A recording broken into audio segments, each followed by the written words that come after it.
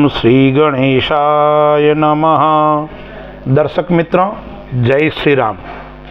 दिसंबर 2025 वर्ष का अंतिम महीना तुला राशि वाले जातकों के लिए कैसा रहेगा, आइए हम विस्तार से चर्चा करते हैं। दर्शक मित्रों, मैं निरंतर मासिक वर्षफल, मासिक राशिफल YouTube के ऊपर डालता हूं। आपको यदि अपने ज्योतिष संबंधी कोई भी समस्या हो या अपने जीवन का पूर्ण भविष्य फल आप जानना चाहते हो तो मेरे से व्यक्तिगत संपर्क कर सकते हो, या आध्यात्मिक संबंधी, ज्योतिष संबंधी कोई प्रश्न पूछना चाहते हो तो भी आप पूछ सकते हो। ये जो मैं फलादेश बता रहा हूँ गोचर के अनुसार है। तुला राशि वाले जातक होते हैं वो स्वभाव से आलसी प्रवृत्ति के जरूर होते हैं, लेकिन ऐसे जातक मन के अंदर सेवा करने की उनके अंदर एक धधस होती है, सेवा करने की भावना होती है, लेकिन कभी कभी परिस्थिति उनको सेवा से विमुख करवा देती है। ऐसे जातकों के लिए यह दिसंबर 2025 कैसा रहेगा, आइए हम विचार करते हैं। पहले ग्रहों के ऊपर हम विचार करते हैं। इस माह के अंदर 5 ग्रह परिवर्तित हो रहे हैं, 3 ग्रह यथास्थिति के अंदर है। उसमें न्याय का ग्रह जो शनि है वो 6ठे घर के अंदर मीन राशि के अंदर गोचर कर रहा है। राहु है वो 5वें घर के अंदर कुंभ राशि के अंदर गोचर कर रहा है। केतु है वो आय स्थान के अंदर गोचर कर रहा है। यह 3 ग्रह इसी राशि के अंदर पूरे महीने रहने वाले हैं, लेकिन 5 ग्रह राशि परिवर्तित हो रहे हैं। उसमें पहला है लग्न के अंदर तुला राशि के अंदर बुध तुला राशि में भी जाएगा, वृश्चिक राशि में भी जाएगा और धनु राशि में भी प्रवेश करेगा। यानी 6 तारीख तक तुला राशि में बुध रहेगा, फिर धन स्थान के अंदर वृश्चिक राशि में चला जाएगा, फिर पराक्रम स्थान के अंदर धनु राशि के अंदर 29 तारीख को चला जाएगा। द्वितीय स्थान के अंदर धन स्थान के अंदर सूर्य भी है, शुक्र भी है और मंगल भी है। वो तीनों ग्रह परिवर्तित हो रहे हैं, अगली राशि में आ रहे हैं। उसमें जो मंगल है वो 7 तारीख को धनु राशि में आ जाएगा, सूर्य है वो 16 तारीख को धनु राशि के अंदर आ जाएगा और शुक्र है वो 20 तारीख को धनु राशि के अंदर आने वाला है।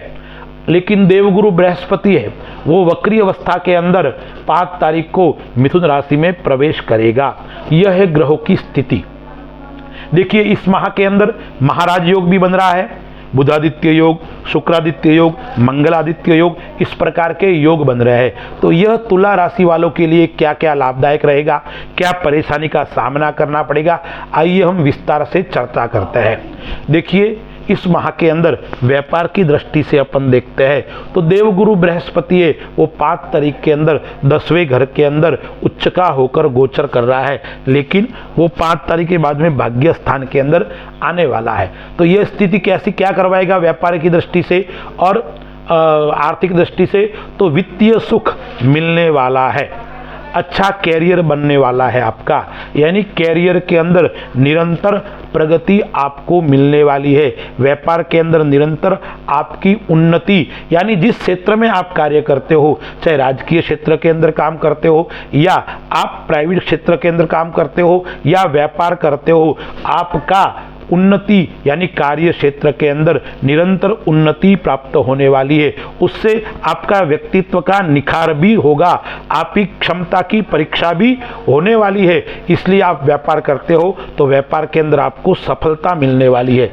लेकिन 1-2 चीज का व्यापार है, उसके अंदर जरूर शुरुआत में थोड़ी आपको नुकसान उठाना पड़ सकता है। एक तो आप भूमि भवन संबंधी आदि कार्य करते हो तो उसके अंदर जरूर आपको नुकसान हो सकता है। दूसरा, आप यदि लोह का काम करते हो, धातु का काम करते हो, सोने चांदी का काम करते हो या अन्य कोई किसी तांबा पित्तल आदि धातु का काम करते हो, उन लोगों के लिए इस माह के अंदर जरूर उठापटक आपके देखने को मिलेगी। जरूर आप परेशान रहेंगे, चिंतित रहेंगे, कभी आपको उस ऐसा महसूस भी होगा मैं व्यापार नया कर दूं। और तो मैं तो यह भी कह सकता हूं नया व्यापार की योजना भी इस माह के अंदर बनने वाली है। तो इसमें जो विशेष करके धातु संबंधी कार्य करते हैं, लोह का काम करते हैं, सोने चांदी का काम करते हैं, ऐसे व्यक्ति को नया व्यापार का योग इस माह के अंदर बनने वाला है। सकारात्मक रिजल्ट मिलेगा आपको नया व्यापार के अंदर, यानी आपने सोचा है वो आपका काम अच्छा रहेगा। लेकिन एक बात का आपको और ध्यान रखना है, स्वयं पर नियंत्रण आपको रखना पड़ेगा। गुस्से के अंदर आप कोई भी गलत निर्णय न लो, इस बात का विशेष आपको ध्यान रखना है। दूसरा है, अच्छे व्यक्तियों से आपका संपर्क होने वाला है, यानी संपर्क के अंदर वृद्धि होगी। गुरु आपका जैसे ही 5 तारीख को मिथुन राशि के अंदर भाग्य स्थान के अंदर आ जाएगा तो आपको आध्यात्मिक क्षेत्र में रुचि रहेगी। अच्छे अच्छे लोगों से आपका सामना होगा, अच्छे अच्छे लोगों से आपका व्यवहार बढ़ेगा। और मैं तो कहता हूं आपको इस माह के अंदर कोई नई जिम्मेदारी भी मिलने वाली है, चाहे सामाजिक क्षेत्र के अंदर हो या राजनीतिक क्षेत्र के अंदर हो, आपको अच्छी जिम्मेवारी मिलने वाली है। शनि आपका है वो 6ठे स्थान के अंदर है, लेकिन शनि आपको नया रोजगार जरूर देगा।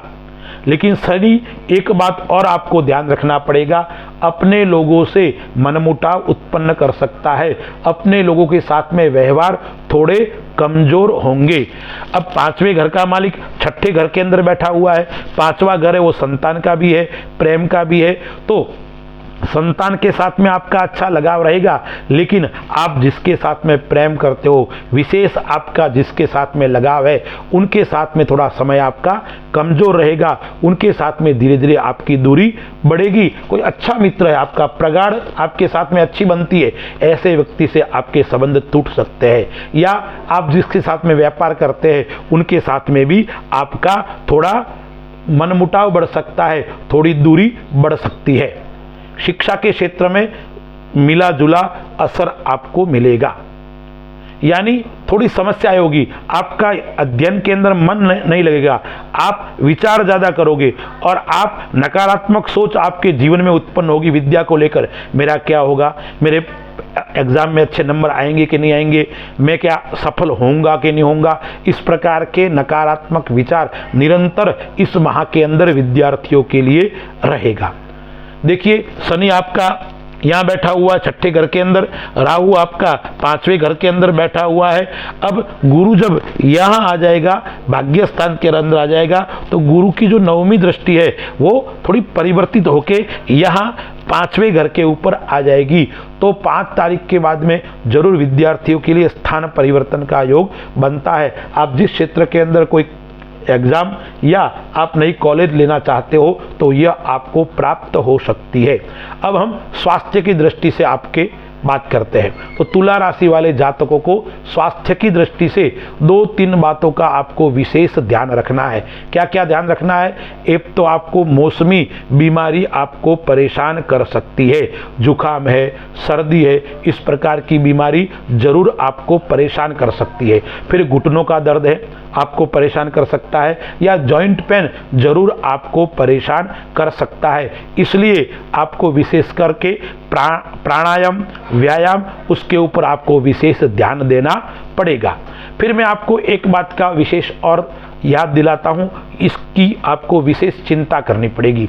ब्लड प्रेशर यानी बीपी, उसका विशेष बीमारी का योग इस माह के अंदर आपको बन रहा है, क्योंकि मंगल सूर्य के साथ में बैठा हुआ है, फिर धनु राशि में भी साथ में रहेगा, तो यह आपको ब्लड प्रेशर का योग करवाएगा। बीपी संबंधी बीमारी आपको घर कर सकती है, इसलिए चिंता से आपको मुक्त रहना है। योग और प्राणायाम के ऊपर आपको विशेष ध्यान देखना है।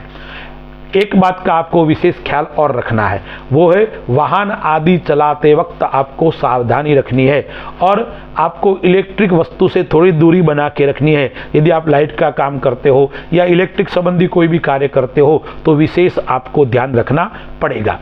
गृहस्थ जीवन की दृष्टि से माता पिता से आपकी अच्छी रहेगी, परिवार से आपको ठीक ठीक रहेगा। ससुराल पक्ष से जरूर आपके विचार कम मिलेंगे, ससुराल पक्ष से आपके मतभेद बढ़ सकते हैं, इसलिए तुला राशि वालों को जरूर ससुराल वालों से थोड़ी दूरी बना के रखनी पड़ेगी। अब आइए हम उपाय के बारे में विचार करते हैं। तुला राशि वालों के लिए कौन से उपाय करने चाहिए? एक तो आपको उपाय करना चाहिए, वो उपाय है अपने कुल देवी का पूजन करना। दूसरा उपाय है आपको शुक्रवार के दिन पक्षियों को चुगा डालना और गरीब ब्राह्मण को भोजन करवाना या अनाथ बच्चों को भोजन करवाना।